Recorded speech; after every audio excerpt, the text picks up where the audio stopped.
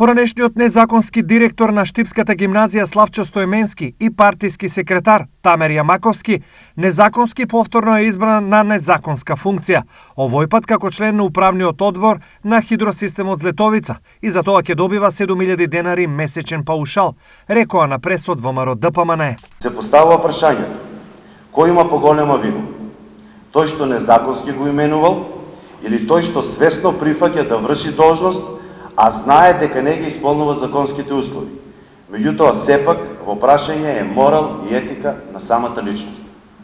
Социјалдемократскиот сојуз продолжува да не ги почитува законите, кои преку законодовниот дом самите ги донели. Продолжуваат да владеат, не почитувајќи ги законите, а таквото владење се повеќе наликува на анархија.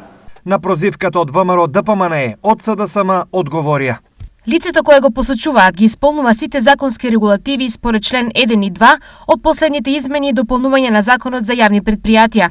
Свесен за пропустите и незаконското однесување и насилничката смена на директорот, Јорданов ја замајува јавноста со манипулации.